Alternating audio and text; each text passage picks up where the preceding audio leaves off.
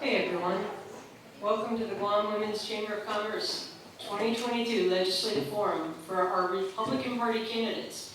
My name is Dana Williams. I'm the news editor for Pacific Daily News, and I will be your moderator this evening. So please note that we have volunteers from the Guam Election Commission in the back of the room. They're going to help attendees register to vote if you haven't registered already. We also have representatives from Action PAC, the Political Action Committee, in the back of the room. So you can take a minute to visit their booth, learn more about the candidates. They have a podcast where they've interviewed some of the candidates. A lot of good information there. All Republican Party candidates for the 37th Guam Legislature were invited to participate in the forum. Due to time constraints, the Chamber decided to limit participation to the first 10 candidates to respond to the invitation. Tonight's event is free and open to the public. Media have been invited to attend. In fairness to all candidates and the audience, time limits will be strictly enforced. Each candidate will have 1 minute for an opening statement. I'll then call upon 2 candidates at a time and ask a series of questions prepared by the Guam Women's Chamber of Commerce membership. Each candidate will have 2 minutes to answer each question. After the question and answer portion, we will have a lightning round where all candidates must answer yes or no to each question asked using your paddle. So just flip it back and forth. Yes, and do not swat, chop, or strike with the paddle. The audience will have the opportunity to submit questions during the forum, which will be screened and presented to the candidates during the lightning round. And if time permits, candidates will have 1 minute for closing statement. A timekeeper will hold up signs to indicate when you have 1 minute, 30 seconds, and 15 seconds remaining. When your time is up, you will hear the bell ring, and all candidates will rotate the order in which they respond to questions. And if you want to submit a question for the lightning round, just DM your questions to Guam Women's Chamber on Instagram, where our team will be monitoring in real time. Make sure that your questions can be answered in a yes or no format. Questions will be screened to ensure that they are applicable to all candidates, are not personal in nature, and are addressed to subjects relevant to this forum. So the way it works is the questions are randomly in here, sort of like the Academy Awards. I'm not sure what's in the envelope, and the lovely and talented assistant hands me the question, and we ask 2 people. So we're going to start with opening statements. For incumbents, please share what accomplishment this past legislative term you're most proud of. For new candidates, what is your top priority to accomplish if you are elected? And why don't we start right here? Just introduce yourself. You want me to go to that Oh, no, you can just use the microphone. Yes. Thank you, Ken. Such a sweetheart. Today, my name is Ian Dale Catlin. I am number 5 on the Republican side of this election series. I am a former DOE teacher, educator. I am also a former historic preservation specialist with Parks and Recreation. I'm here basically to institute a local incentive package for the island.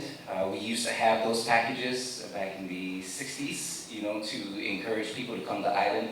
I'd like to re-implement those packages, incentive packages also for our own, so that way we can resolve the brain drain that's happening as a result of the pandemic. I'd also like to establish sovereign wealth funds. These are state-owned funds that we can use to invest in other countries and other stocks. This is a way to generate income. Much of what we're talking about and discussing, the problems of the island, is due to not enough funds. Thank you. I'm Ken Leon Guerrero, and for the past 15 years I've been a community advocate representing the people of Guam before 3 different administrations, 5 legislatures, numerous boards and commissions, and I've testified probably over 100 times, and I believe I hold the current world's record for the most FOIAs issued to government in Guam.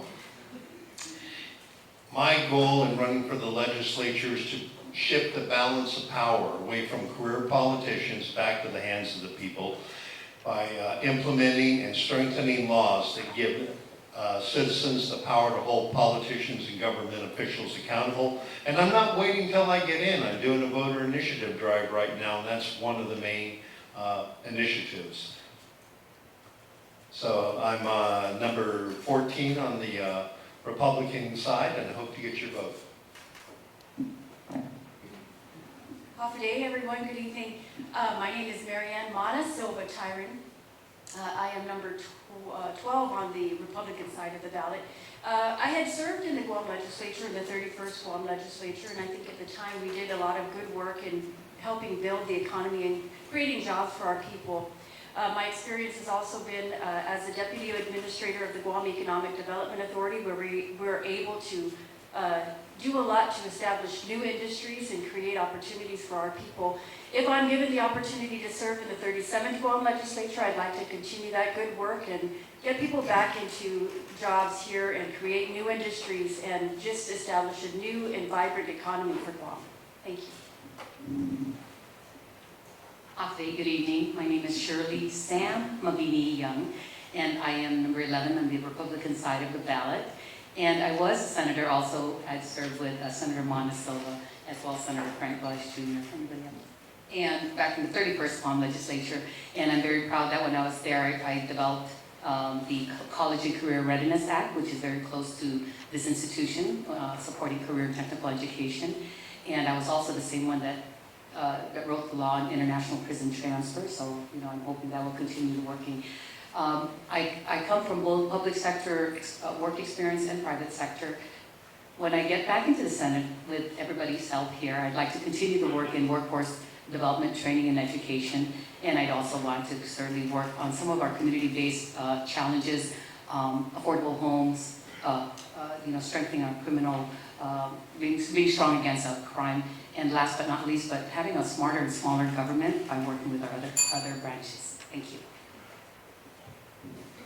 Hey, good evening. I'm Senator Frank Bush Jr. I'm just the only incumbent that's up here today.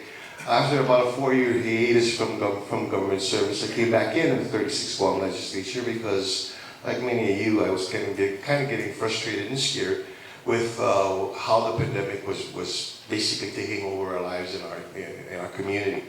While being in the legislature, a couple of things that I worked on was the local employers assistance program.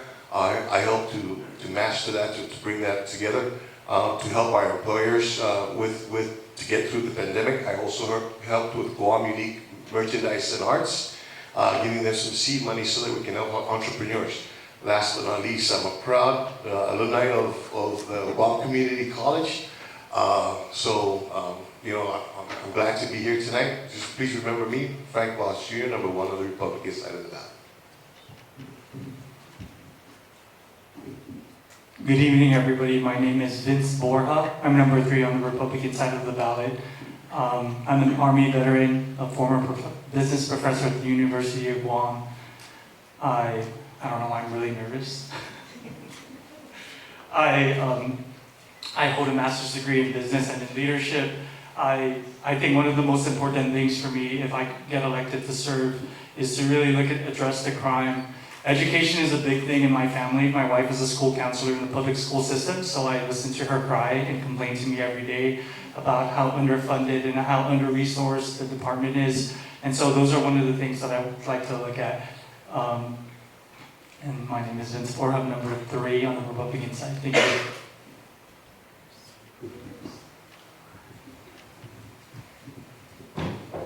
Good evening, everyone. My name is Bishop Mendiola, a Republican, number 13 on our side of the ballot. The best one is the red one. Thank you for inviting us here. I'm very glad to share who I am because obviously I'm one of the newcomers. I decided to run for office in this next election season because I believe personally the pandemic was just the beginning of a few more very difficult years ahead of us. And my platform encompasses three major pillars: economic development, increased food security, and also promoting a lower cost of living. I plan on tackling many issues, but I will be ready on day one because I've already started my research. I have approximately 30 bills on my desk that I plan to reintroduce, and I plan to push and promote this in the very first day of my office. Thank you.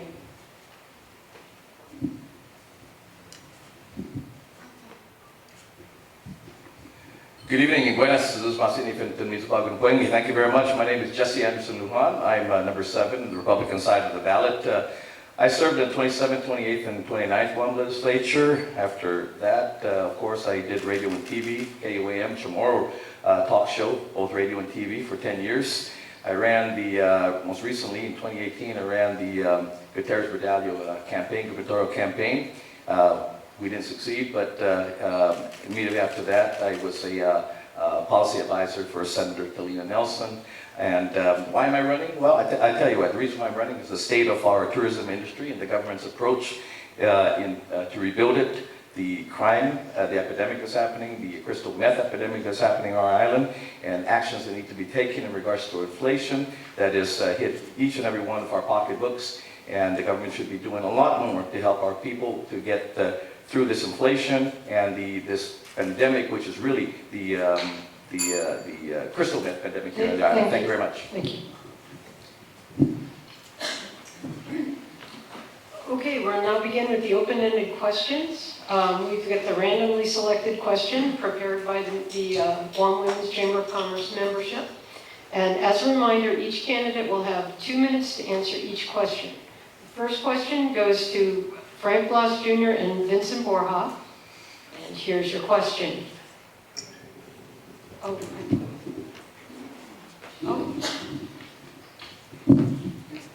Here is your question. Guam has the second highest number of rapes per capita in the United States. How do you think we as a community should be addressing what is clearly a crisis with regard to sexual assault on our island? So Frank Blas Jr., you go first, sir. Yeah, thank you very much, Dina. Appreciate that I share the same concern.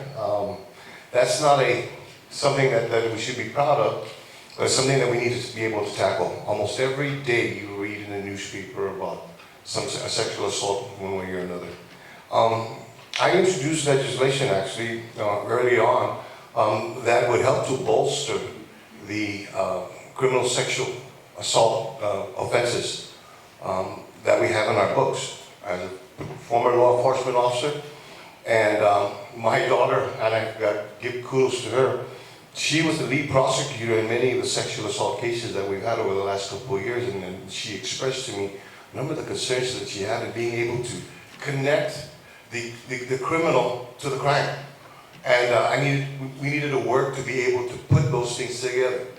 Now that it's done, what we need to work on basically is the moral fabric and the ideals within the community. It's not right to be able to sexually assault, whether it be a loved one or a stranger. That's never right. And it's never right whether you be a male or a female. And, that, other than burglary and robbery, that's something that stays with that person, with that victim for the rest of their lives. We've got to be able to bring programs to be able to assist many, not the victims, to help them to get past and to get through what they're going through right now. We're going to need to work, now that we've worked on bolstering and bringing up the criminal sexual, the crimes in itself, the penalties, we also need to focus on the victims. And a lot of times we tend to forget the victims after the trials, and that's got to stop. Thank you. Thank you. And now I'll repeat the question for Vincent Borja. Guam has the second highest number of rapes per capita in the United States. How do you think we as a community should be addressing what is clearly a crisis with regard to sexual assault on our island? Thank you.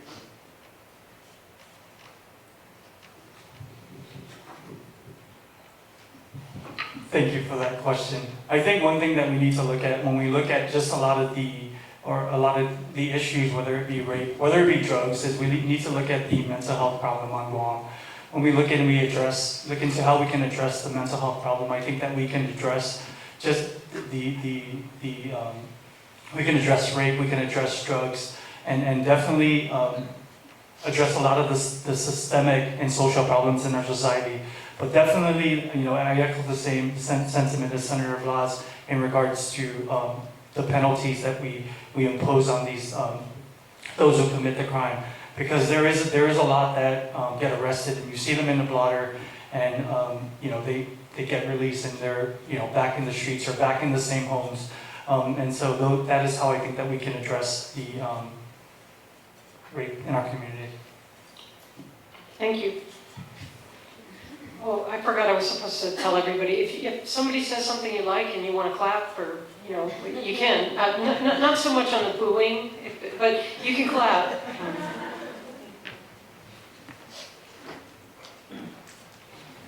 All right, this is for Ken Leon Guerrero. You will go first, and Jesse Lujan, you'll go second. Guam's suicide rate per capita is among the highest in the United States. Further compounding the problem, the number of local mental health doctors and related professionals is grossly inadequate. What do you think the strategy should be to address what is clearly a mental health epidemic in our community? Well, the first thing we need to do is we need to focus on getting more trained people on island. We need to give them reason to come here, reason to stay here. The problem that we have is we have a collapsing economy. A lot of people feel there is no hope.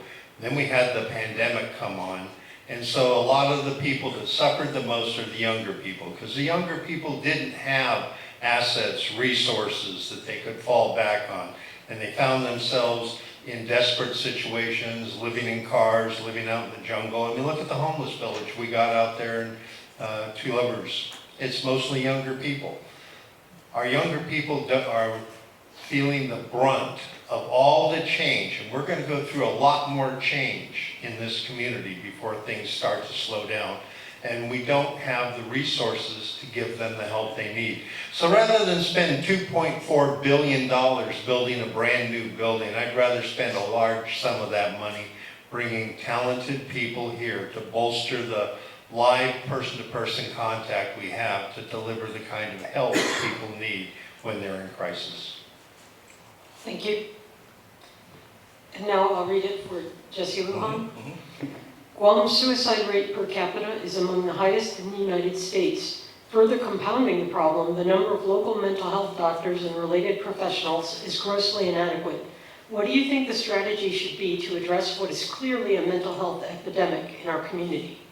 Well, first and foremost, we definitely need to have a situation here in Guam where it's inviting for people to want to move back to Guam, most especially the healthcare workers that want to come back to Guam, and we have to pay them adequately. That being said, we've got to remember that we are the branch of government that we belong into. We are the crafters of the bill. We don't implement the bills, basically, and we don't interpret the laws.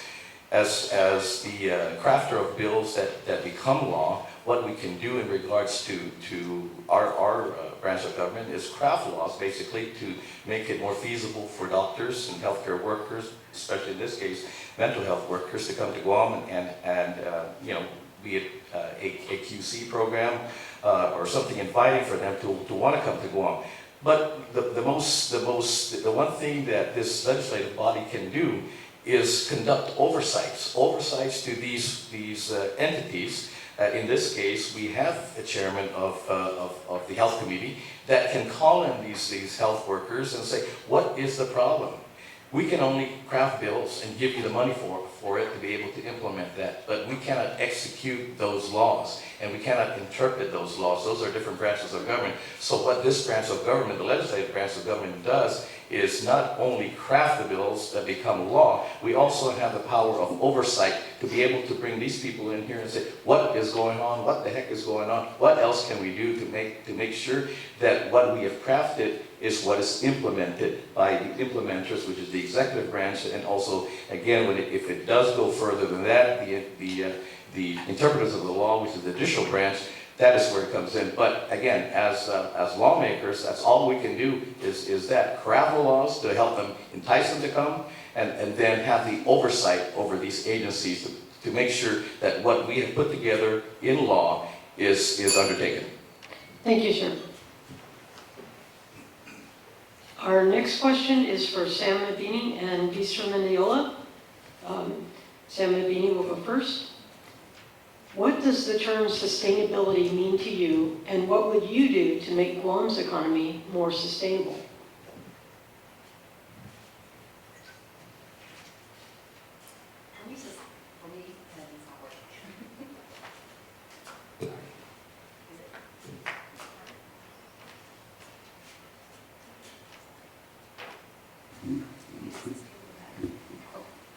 There, thank you.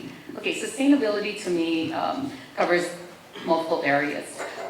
It's what we are able to use as our local resources, so we don't have to bring anything from off island. It's also protecting our local resources. So I myself, I'm a scuba diver. I love the ocean. I love the environment. And so protecting that, and we need to sustain that, okay, because that's part of our draw of tourism, okay. And then the other parts of it, which I'm very active in my household. It has a lot to do with recycling and lots of composting and all that. So, and that all ties to being able to capitalize capitalize what limited resources we have. So I would like to see, like many of our students here, find different ways to, to capitalize on the limited items that we have that you could use here in Guam. During the COVID-19, we learned that that a lot of our food is being brought in here, and a lot of gardening started occurring, and so we want to be able to sustain ourselves so that we don't have to be so dependent on others or importing of stuff. So that's what I feel is sustainability. But I'm a very strong proponent when it comes to protecting the environment. We've got to be able to do that. Thank you. And now, Bistra Mendiola, what does the term sustainability mean to you, and what would you do to make Guam's economy more sustainable? Thank you for that question. That's actually that really hits home for me, because not only did I grow up in the countryside where I was living very sustainably, being taught by my two grandparents how to raise chickens, how to grow my own food, and how to really enjoy the fruits of our labor. But I also took that and I'm teaching my kids nowadays to do the exact same. I have two sons. One of them made a nice little side hustle out of selling our extra excess eggs. So sustainability, when I'm talking about it, I mean exactly that. I want to inspire the young generation to learn where our food comes from, to learn what is good, healthy, so that we can eliminate any health future problems, number one. Number two, when we produce our excess at home, even if you're just an enthusiast backyard gardener, or even if you just grow a few herbs on your windowsill in your condo, you already practice that. You don't need to go in the store and buy it. That is sustainability to me. Number three, when we eliminate importation, what happens? We keep our money here locally. That tax dollar goes back to us. It doesn't go to some multi-million-dollar corporations over there overseas. So that is sustainability as well. There are many, many nuances of sustainability, but I have a vision for Guam. I want Guam one day to be the breadbasket of Micronesia, because we can. Thank you. All right, our next question.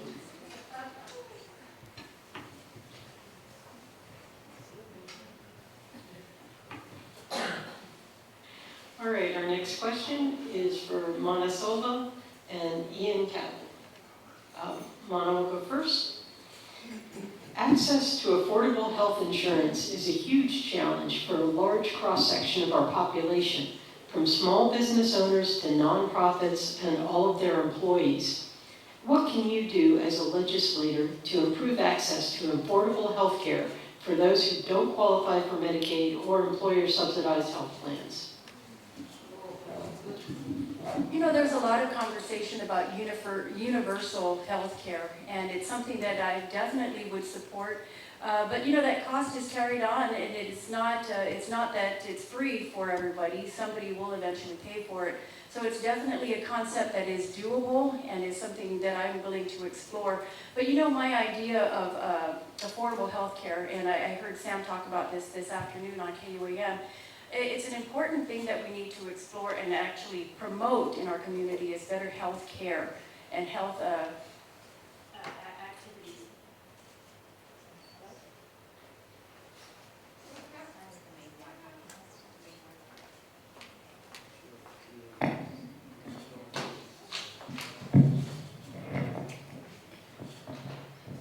But one thing I would like to say is we need to promote more healthier lifestyles amongst our community, and starting from elementary school and teaching them how to live healthy lifestyles, eat healthy, exercise. I think those are very important in providing a healthier community, and thus, you know, less of an impact on our need for affordable health care. Thank you. Mr. Catlin, access to affordable health insurance is a huge challenge for a large cross-section of our population, from small business owners to nonprofits and all of their employees. What can you do as a legislator to improve access to affordable health care for those who don't qualify for Medicaid or employer-subsidized health plans? This is a great question. So this goes along the lines of what I'm promoting, which is the Sovereign Wealth Fund. As Senator Tyrone just elucidated, healthcare, hugely expensive. How are we going to be able to provide that if somebody has to pay the cost? Right? As a former GovGuam employee, we went from having choices to a single provider, which was the Aetna. Nobody's talking about how that turned out, which wasn't well at all, right? My premiums went up when we switched back. My premium was expensive when we were at Aetna. Now I can't afford it. It's as though I'm getting paid less because I have to pay more in terms of my health coverage. When it comes to the Sovereign Wealth Fund, that is a means for us to generate the income that we need in order to provide for the community. This is why this is such a big deal. My par from afar just established a Sovereign Wealth Fund for Saudi Arabia, another one of theirs, and that was so that way future generations can outpace inflation. So that way future generations can enjoy the same level of luxury that all of Saudi Arabia already enjoys today. This is what we need to do. In order to do a sovereign wealth fund, you also need to produce some kind of GDP, which is what we do not have.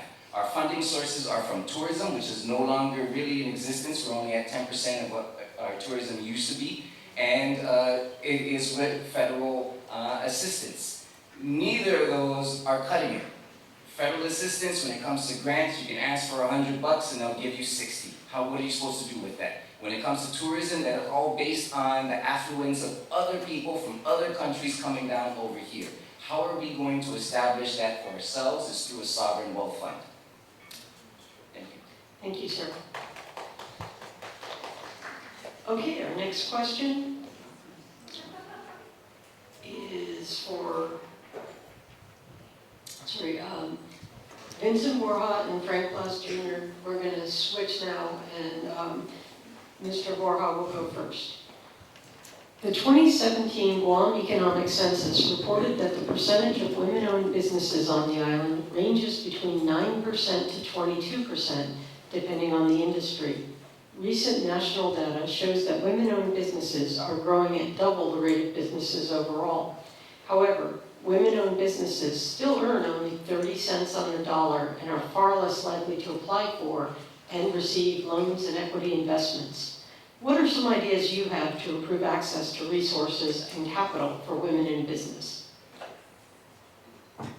Thank you for that question. I think we were off a good start with the bill that was passed in the last legislature that put aside federal local tax dollars for women-owned businesses.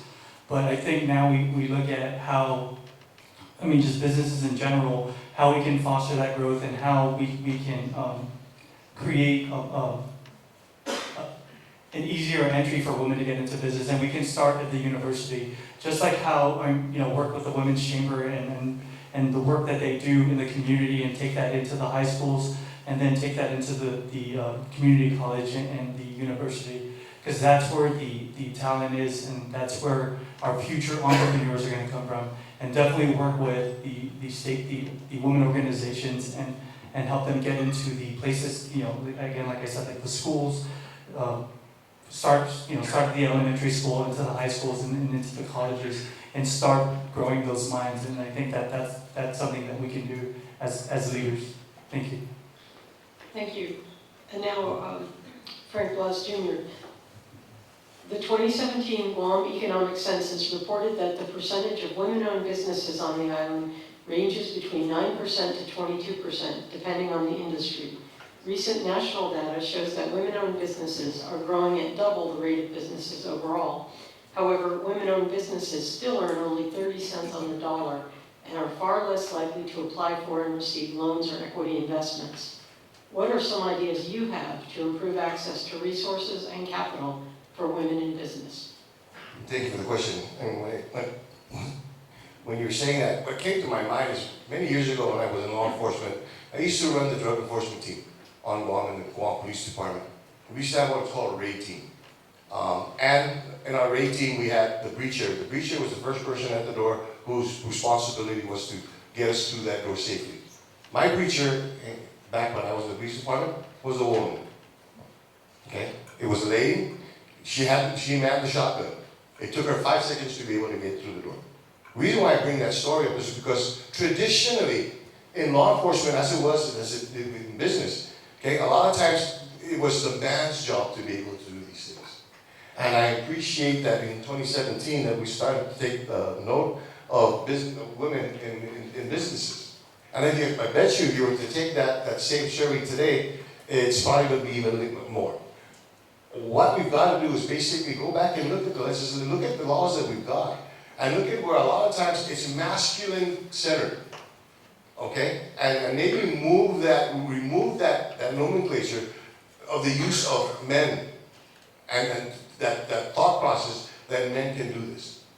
If 20 or 30 years ago, I trusted a woman with a shotgun to save my team, to make sure my team goes safely to the door, I think 30 years ago was the start of something that we can trust women to be able to run businesses properly. Thank you. Thank you. And now we go to the next question for Jesse Lujan and Kenley and Guerrero. This time, Mr. Lujan, you will go first. How will you address the lack of affordable housing for low to moderate income families? First of all, the main obstacle because I'm in the home and land business, the main obstacle to affordable homes is the zoning process and the permitting process. The one stop is not a one stop. The one stop is basically at 10 or 20 stops with months in between before approvals are made. And zonings at this point, the majority of Guam's lands are agricultural. Less than 10% of Guam is really used for agriculture, for farming and things of that nature. Laws should be crafted to be able to make it easier for homes to be built for people who are in ag, who are again specified as agricultural subdivisions and all that. Because like I said, Guam's agricultural, most of Guam's lands are agricultural. The ancestral lands that return lands from the federal government, they used to be unzoned. When I was in the legislature, we passed a bill that all those lands that come about now are zoned agricultural.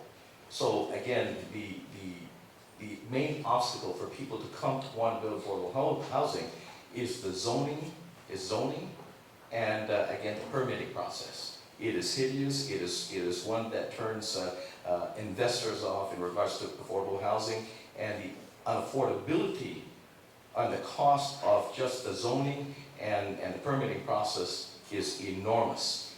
And especially if you're going to build, if you're going to have a subdivision that has sidewalks and streetlights and paved roads, that becomes an enormous expense. And it starts off again with the government, again, having to redo, again, how they zone properties and the permitting process. Because again, the permitting process is not a one-stop. It's something that I do almost on a daily basis. It's a nightmare to try to do that. Thank you. What I would do is I would look at Singapore as a role model. Singapore is 212 square miles. Guam is 212 square miles. Singapore has 5.6 million residents. Guam has 153,000 residents.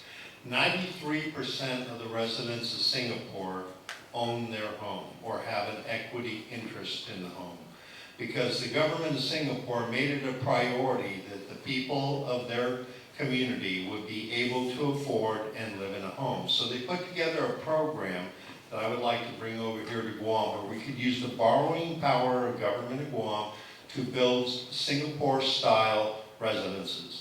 Now, we are an island. We have to get away from the idea that we need a house on an acre of land, because that is unaffordable right now. I just saw a development. They had a sign up there in Tamuni, starter homes, $299,999. Now, we look at the workforce of our island, most of whom are trapped in low-wage service sector jobs. $299,000 is out of reach. But if we were to build condo-style homes like you see in Honolulu, in San Francisco, and Singapore, Hong Kong, those places are quality high-rise residences, so we compact our footprint and we're able to use scale of economy to build quality homes that people would want to live in. That is the goal that I have as one of my 10 projects I would like to accomplish as a senator. Make home ownership possible for everybody on our island.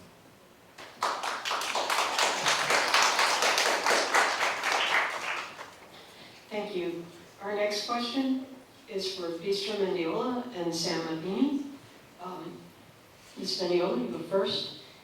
If elected to the Guam legislature, please explain your position as a lawmaker on access to personal reproductive choice.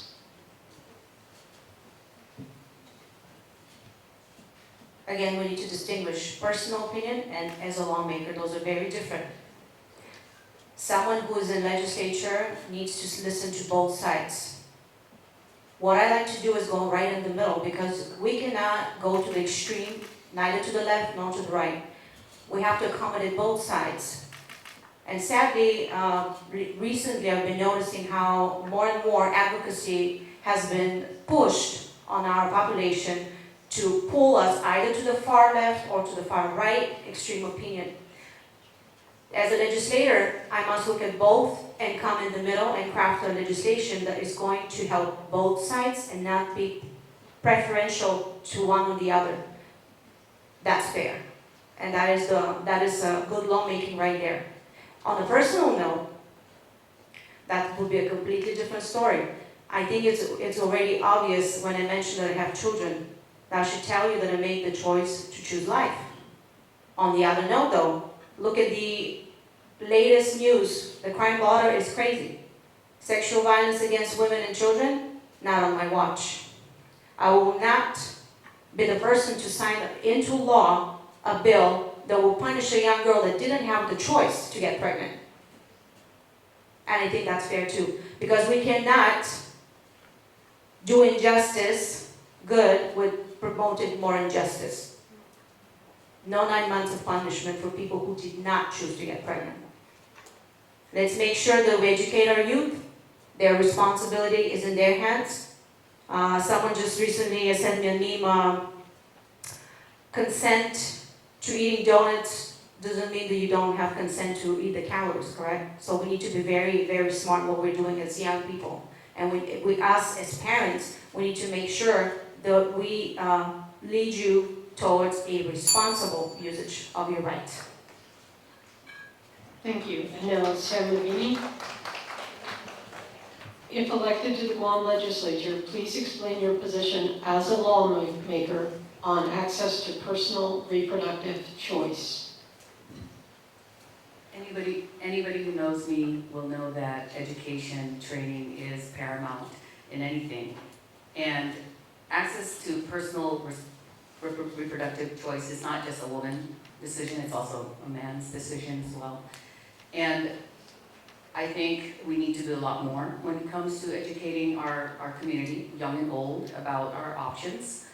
And we also, I think we being the community that we are, we're so respective of religion. We're also respective of our own civil rights and our sense of independence. And I'm very sensitive to that. I have to be sensitive to that. As a legislator, I don't represent just one group. I don't just represent women because I'm a woman. I represent the community. But I have to also listen to everybody's point of view. So access to personal reproductive choice starts with education, starts with personal responsibility, and it also starts with a community-based approach to trying to solve these challenges. I don't appreciate it when it tears the community apart. I really appreciate it when everybody gets together and works together towards a solution that works for Guam, that's both responsive to both our own personal choice as well as our sense of religion or faith, and also our sense of family. And so, anyways, education training is where I would start. Thank you. And now we have a question for Ian Catling and Montessori Tyron. Every morning we wake up to news of another violent crime, rape, assault, robbery. The vast majority of these cases are drug-related or committed by drug addicts. How would you propose we combat the pervasive issue of drug abuse on our island and create a healthier community through this lens? You start, sir? It's about education, right? When you see your self-worth, then you have the authority within yourself to say no, right? How many people here have ever been offered drugs, right? How many people here have ever said, hey, this is what I want to do. This is how I want to do it, right? The reason why I can stand here today after having had those offers, right? I work service industry. I don't want to ruin it for anybody, but you know what I'm saying? So it's always around. It's always available. You as an individual have to be able to say no. And how you're able to stand up against the peer pressure is you understand your own personal value. You understand who you are, where you're from, and where you plan on going. When you are on a mission, it's very hard to derail somebody when they're on a mission. When you have no mission in life, it's very easy to succumb to the options that abound that are available to you. When it comes to, and this is I wish I had more than 2 minutes. This is a serious question that we have in the community. If you really want to know how drugs go and how the drug trade grows, look at Japan.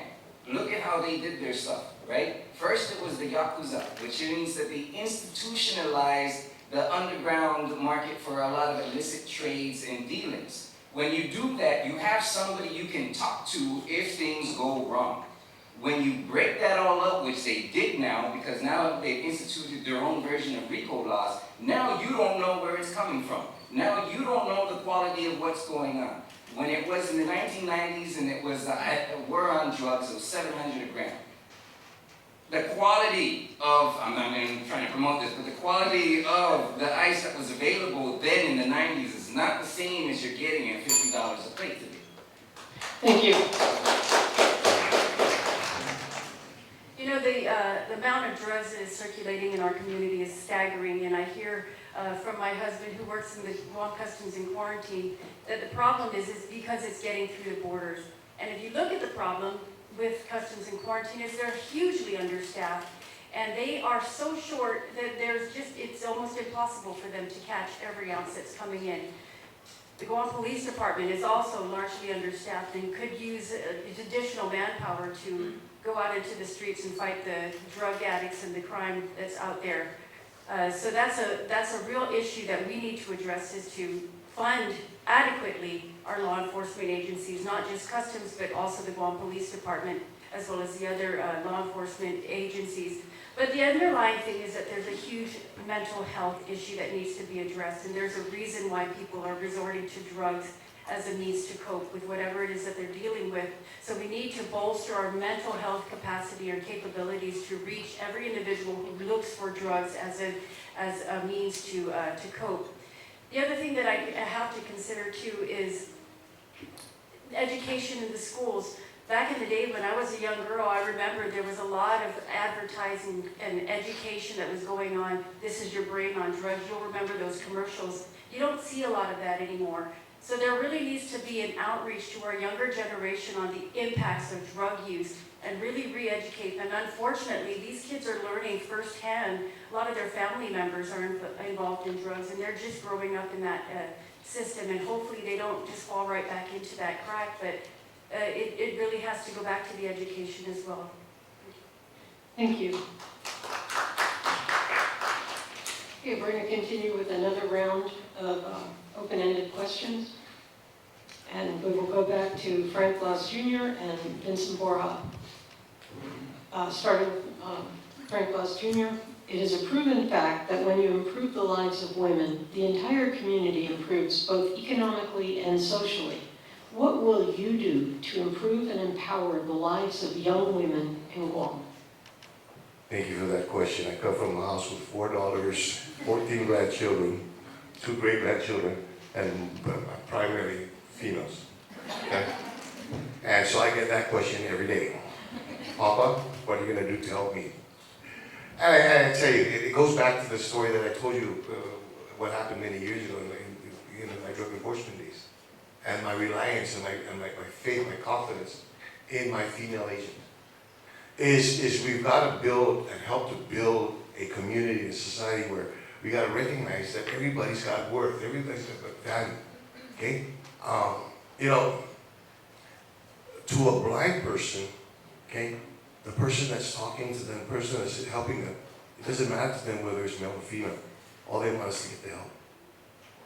Okay? We've got to be able to do things in the community and learn how to trust. I trust, you know, females. I tell you what, you know, I got a loving wife, you know, who you know, not just teaches my kids, but, you know, is a teacher by trade.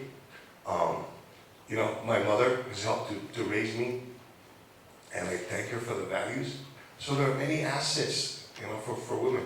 I think it goes back to what we've got to work with is basically get away from having to think that this is a male-dominated society.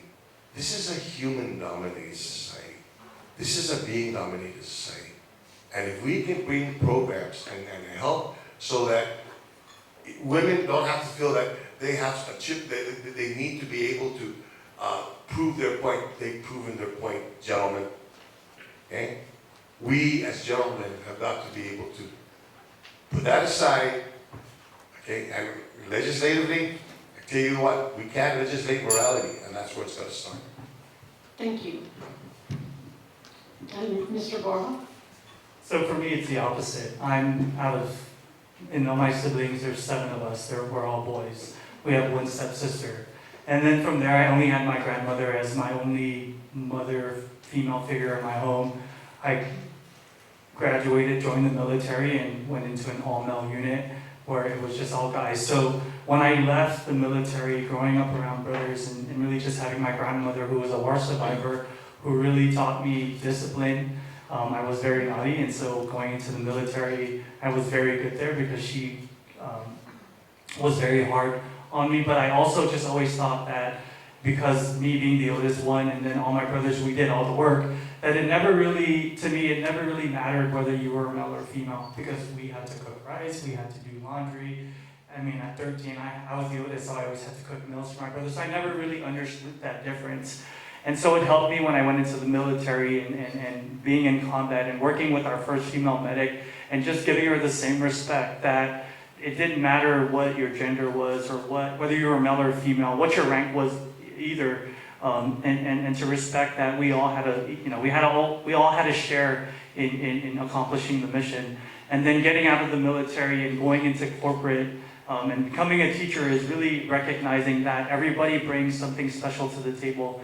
And I think that, when we talk about education all the time, it's, when we address and when we talk about this topic, it's the same thing, is ensuring that we all understand that everybody brings, whether you're a boy or a girl, or whatever your gender identity is that there's something special that you bring to the table. And it doesn't matter what your gender is, because when we focus on what's important as a family and as a people and as an organization, then it doesn't matter what your pronoun is or what your gender is. And I think for me, it starts with us here in the room, and it starts with us as leaders in the government, because especially here on Guam, a lot of us look up to the government, and I think that's Thank you. Thank you, sir. Okay, our next question is for Kenleon Guerrero and Jesse Lujan. Kenleon Guerrero, you'll go first. What is your top priority in regards to women's health care, and what will you do as a legislator to make progress in this area? Well, my top priority is making sure that we have adequate facilities available, and not just for women, but for all people. Because right now we have a hospital that's falling apart. We have $300 million sitting in a bank, and we need $21 million to make our hospital better, especially the labor and delivery section. But we sent $21 million over to Guam Visitors Bureau to build a monstrosity dedicated to the dollars tourists will bring to Ipoh Beach. There's a big disconnect in our government between what women need to be healthy and successful and what our people need to be healthy and successful. And that's where I would start. The second area I would start is we need to work on daycare, affordable daycare, because a lot of the women that I've been talking to, one of the biggest challenges they face is how can they get ahead? Because when you're talking with single mothers, which we have a lot of here on Guam, there's a big disconnect in their ability to have a quality of life when 90% of their paycheck goes to paying for the daycare, so that it's almost like they're on a treadmill. I go to work so I can get the money to pay the daycare so that I can go to work. That is not a quality of life. We need to look at innovative ways to create daycare. When I was in Hawaii, our JC chapter saw this happening in Waikiki, which is a tourist population. We created a latchkey kid program that we offered free to single mothers. And that way their kids could come after school, go to the Catholic church. We had their auditorium. We had a program with retired teachers that put together a mentoring program that provided a safe place for latchkey children after school that didn't cost parents a dime. Thank you. And now, Jesse Lujan, what is your top priority in regards to women's health care, and what will you do as a legislator to make progress in this area? Okay, first and foremost is access to health care. It's not just a women's issue, but a society issue. You asked a question earlier in regards to access to health care for all. We had an opportunity a few years back to opt into Obamacare. The government of Guam opted out of Obamacare. Right now, if you go back to the States and you're without insurance and you stay in a state, whatever state you're at, for about, I think, 2 weeks, 3 weeks, I think at the most, you can opt in to Obamacare. But first of all, if we're going to establish that here, if we want to opt in, which we opted out, the government had opted out at that time, you have to have the exchange that the private sector cannot handle and will not do. So the government will have to undertake that in itself to be able to have that exchange, to be able to try to opt into that. Now, the question is, access to women's health care. Oh, 1 minute. Okay. Sorry about that. Okay. We should be dealing with that right now in regards to women's health care. I mean, when we have a female governor, we have a female speaker, we had a female justice, we have a female vice president, we have a female speaker of the House at this point. We've come a long ways in regards to equity, in regards to women's issues. Have we gotten there? Not really, but I mean, have we gotten to the point where it's actually equal? No, not really at all. But we shouldn't be facing that first and foremost, because the majority, two branches of government in Guam, our leaders are women. And so again, in order to have access to health care for everybody, not just women, but for the people of Guam, and we want universal health care, we have to look at opting in again to a universal situation. Okay, our next question is for Mr. Mendiola and Sam Mabini. Ms. Mendiola, you'll go first. The law requires Guam Power Authority to transition to 100% renewable energy by 2045. GPA is on track to achieve 25% of energy from renewables by 2022 and hopes to achieve 50% of energy from renewables by 2030 with the completion of the Ukadu power plant. Do you think that this goal is realistic? How should our island approach it so that it is viable economically as well as environmentally? Well, right at the end, environmentally sound decision to put solar panels that in 20 to 30 years will need to go out of commission, and we need to find a place for them, just like the nuclear waste. Have you thought about that?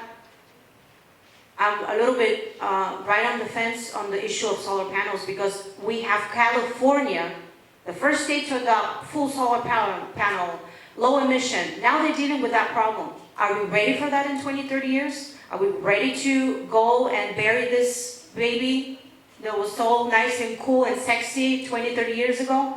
I don't think so. Let's be clear. There are other ways. There was a proposal to use the ocean, the motion of the ocean as power source. I think that's something more that's sustainable and more eco-friendly than solar panels. So solar panels can be a disaster, like already we're seeing around the world. And actually, particularly in California, that's the greatest example. So no, I don't agree with pushing that agenda any further. Let's take a step back and see what we can do to create another source.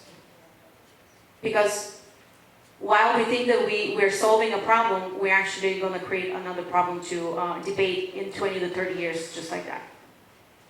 Thank you.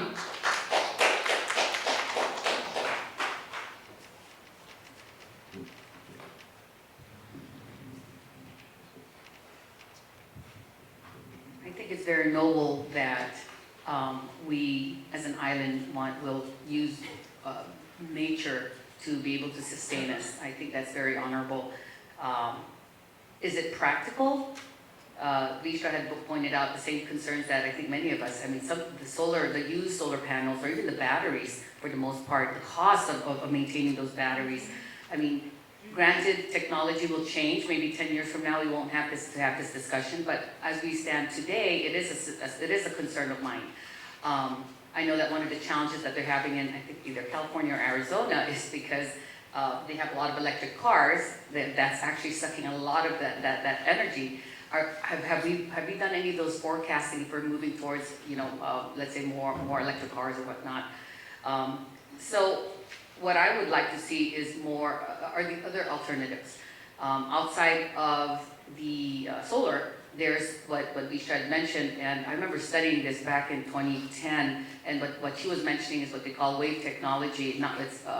It's not so much, it's the movement of the water, as it goes up and down. And there are countries in the world that actually do that, where they have actual cables that are generating energy from the movement of these equipment that they have out in the ocean. Could it work in Guam? Possibly, but that means that takes a lot of investment. And the other thing is about wind energy. We should consider that. We do see some of that in agate, right?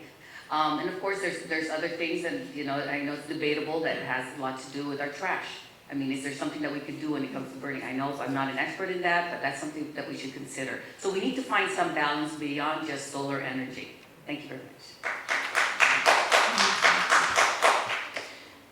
Thanks. And our final question will be for Mona Silva and Ian Ketling. A new public law enables businesses with gross annual revenues of $500,000 or less to pay 3% business privilege tax. For the remaining businesses, do you advocate for a permanent rollback in BPTs from 5% to 4%? And if so, what is the best strategy to fill this 1% gap? You know, I absolutely support any effort to roll back the taxes, especially the gross receipt tax. I think that it might provide some sort of relief for our consumers on Guam. I don't think it's going to be the cure-all, and I think what we need to do is look at developing industries. I think that's going to be the answer, is when we get more people to invest in here and bring outside money in and create jobs and opportunities, that revenue source is going to do a lot for the island. I think it would balance out so that we can roll back the taxes and provide relief for our consumers at any retail outlet. Not all of the businesses are paying the GRT now, so this is why I say it's not the cure-all. There are small businesses that are exempt under the Dave Santis Amendment, and so it's not going to benefit every single industry or every single business. So I think the key thing is that we're going to have to look at new industries, new opportunities, new investments for Guam. Thank you. Mr. Kelman? And I'll just reflect what Senator Tyrone just said as well when it comes to the BPT. All right, quick story. I may have mentioned this before. So while I was in Chicago, they had a booming movie and film industry. The politicians there got greedy and they increased the taxation on the movie and film industry. What happened? They left, right? And then that's when you saw a whole bunch of film and TV being shot in Canada, because all of the industry left and they went to Canada where the taxation was right where they wanted. And then with the movie, The Dark Knight, the reason why that was so popular and a big thing when it first came out was they repealed those tax laws. And so the industry came back and they shot that movie and the series of movies in the city of Chicago. What is our community saying to us right now? They're saying, please roll it back. They're saying, please, this is hurting us, this is hard for us. And so the consequence, if we don't listen to our own community members, is either the business will fold or they will leave the island. Both things are happening at this very moment in time. So what is it that we can do? What is it that we can do to compensate for the loss in the business taxes, right? Again, sovereign wealth fund. This is how we generate and compensate for the lack of funding from other resources, is by creating that resource for ourselves, right? So just as an example in terms of sovereign wealth funds, you move to Alaska. As a resident of Alaska, they give you $7,000 to $10,000 a year. How do they give that to you? Sovereign wealth fund, right? That is what they are doing for their own residents because they established that system. We need to establish that system for ourselves so that way our island community can actually assist with our island community. Thank you. Thank you. All right, now we're going to go to the lightning round. This is the fun part. This is where we get to use the paddles. And I forgot to mention earlier, Teletype was supposed to be here tonight, and she was unable to come because of a family obligation, so that's why she's not up here.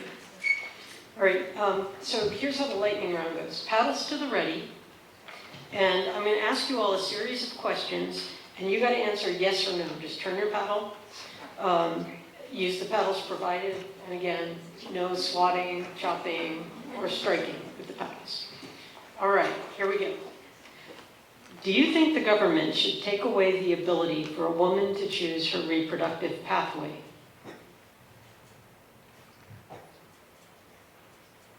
All right. Do you support the permanent rollback of BPT from 5% to 4%? Do you support GDB's Smart Park proposal?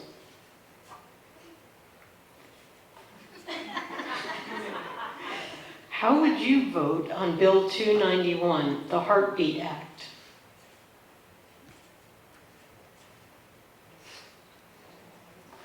One side or the other, please. One side or the other? One side or the other, you have to choose. As written. As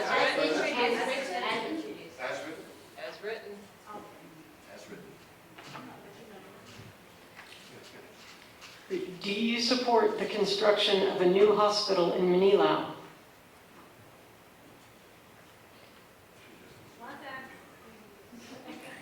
Do you support implementation of a territorial sales tax?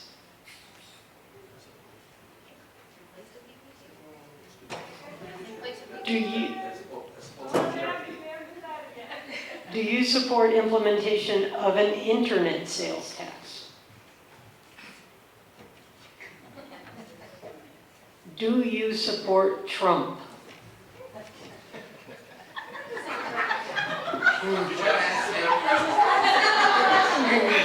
I just read the questions here. The person? No. Certain policies, there are good policies that were implemented. So Yes or no? Do you support for the Chamorros of Guam to be able to decide their own political status? Do you support universal health care? If you're an incumbent, did you support Bill 71, Support for Women-Owned Businesses Act, which gives a 5% procurement advantage to women-owned small businesses that are SBA certified? If you're not an incumbent, how would you have voted? Do you oppose the Marine firing range being built in Retidian? You oppose. Do you think the public health emergency was needed to curb COVID deaths?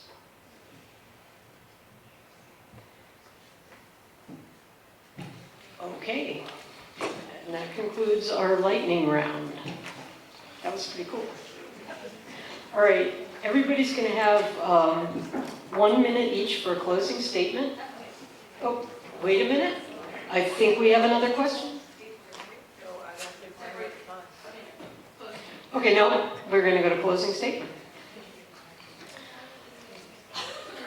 All right, why don't we just start from this end, Mr. Kaplan? 1 minute each for a closing statement. all right. I didn't get a chance to answer any questions on my opinion or feeling on women's rights on anything outside of their own personal bodies. So let me just give a little bit of feedback. My background is in history. So we are a matrilineal society, a matrilineal culture.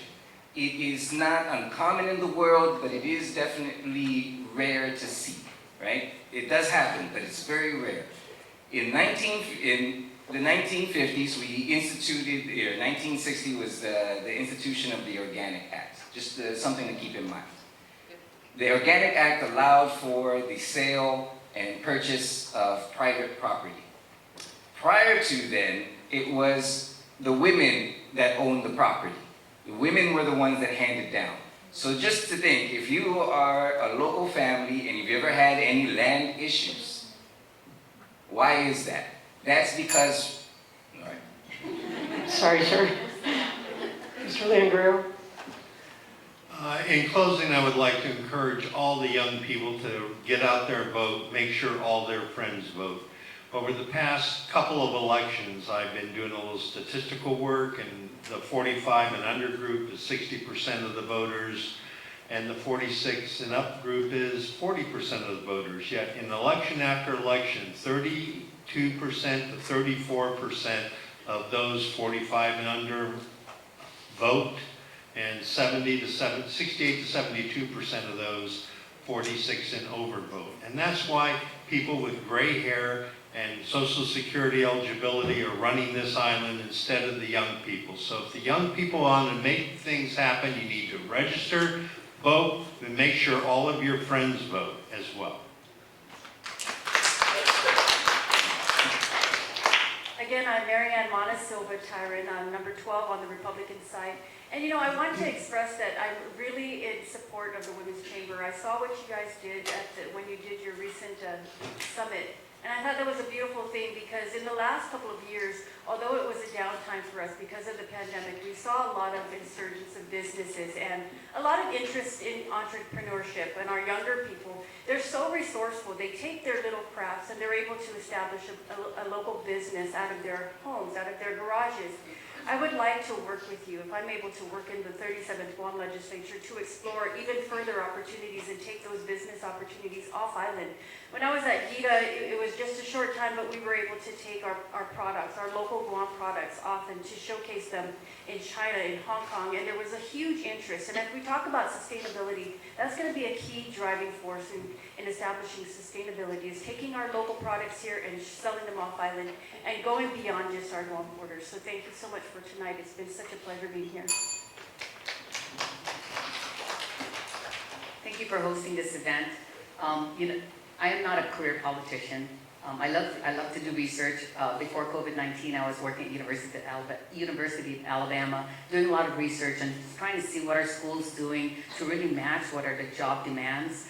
And that ultimately it's to help all the students, secure the kind of jobs that would provide them the kind of livelihood to be happy, to raise a family or whatnot. And I come back to Guam and I'd like to continue using data, using real information to improve the education system, whether it's K-12 or here at GCC or UOG or any other trade school or whatnot. I was just recently put on the National Association of Women in Construction Board, and I am just totally amazed at the opportunities that are available to women. And I'm not just talking about using hammers, but also project management or whatnot. I'm respectfully requesting your support. I'm number 11 on the Republican side of the ballot. Shirley, better known as Dr. Sam Mabini Young. Sidus Masi. No, thank you very much for having us here tonight. I had fun. I truly appreciated this. And I tell you, this was very enlightening. And in all my years that have been not just in politics, but in business, one of the things that I've seen is there continues to be a great disconnect between people that lead the island and the community itself. And I think we gotta bridge that gap. And now's a great time to be able to do this. Okay? We've got an island of 160,000 people, and an island that has got a culture of working together. It's called Anatomolic. We gotta bring that back together again. I think many of the issues that we talked about tonight, there are issues that 30 years ago we probably wouldn't have talked about it. And it's now bothering us today. We have this opportunity in this election to be able to start to make right many things that have gone wrong over the last few years. I'm Frank Moss Jr. Thank you very much. I'm number 1 on the ballot.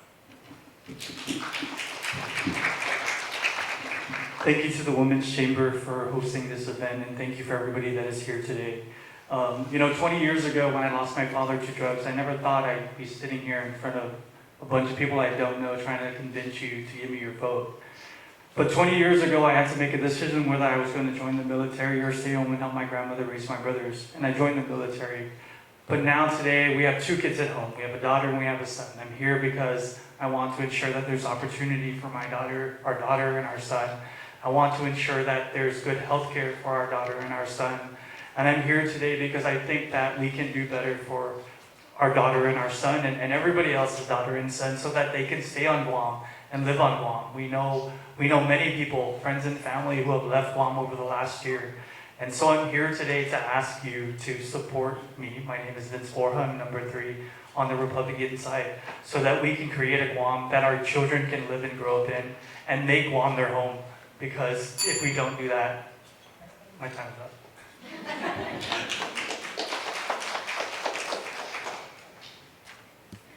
Thank you, Chamber of Commerce, specifically designed for women just like me. I'm a small business owner as well. And I just want to ask you guys a question. When there are issues, who do you trust? Someone that knows it in theory or someone that knows it in practice? Well, I'm the person that actually practices it. I went from selling coconuts and Tumon Bay to support my son and my husband and buy them a can of food for the night, going from food stamper to owning 4 retail stores and building a business from scratch without any debt. Now that should tell you something. I don't believe in borrow. I believe in building and being responsible fiscally. So someone like me can bring in another perspective to the legislature, someone who understands how businesses run, someone who understands and connects really with the people who are the backbone of our taxpayer base. Those are the small businesses. And we constantly forget them. So let's not forget them anymore.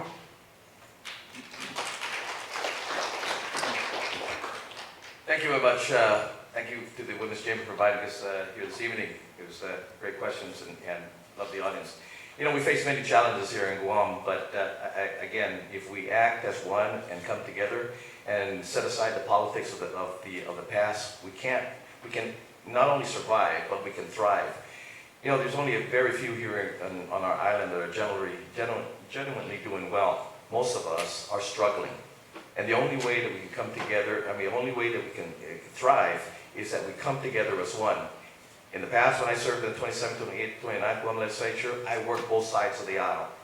Unfortunately, we are not only the nation, is the nation polarized, we are very polarized here in Guam. I can assure you that if you give me one of your 15 votes, I'm number 7 in the Republican side of the ballot, that with your vote, and if I'm, God willing, I get in, I would work both sides of the aisle because we are definitely one Guam. Thank you very much.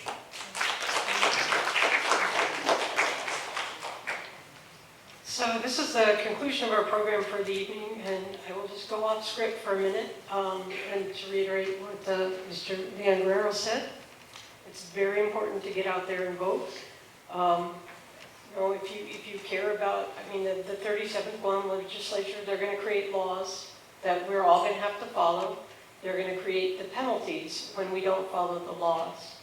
Right? If you care about how the land is used, if you care about how we dispose of our trash, if you care about what happens to the young people or the old people or anything about Guam, this is your chance this is your voice. You know, don't surrender it to somebody else, right? Let's get out there and vote.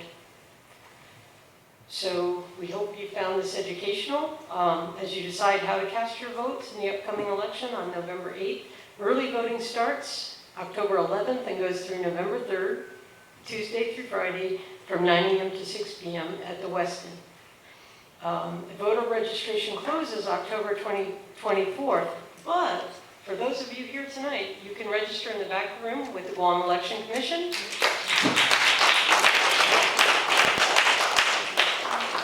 You can use your GCC identification cards to register, and we've got action pack in the back of the room too to tell you more about the candidates and more about the issues. Now we invite you to enjoy some refreshments and chat one-on-one with the candidates or with all of us. So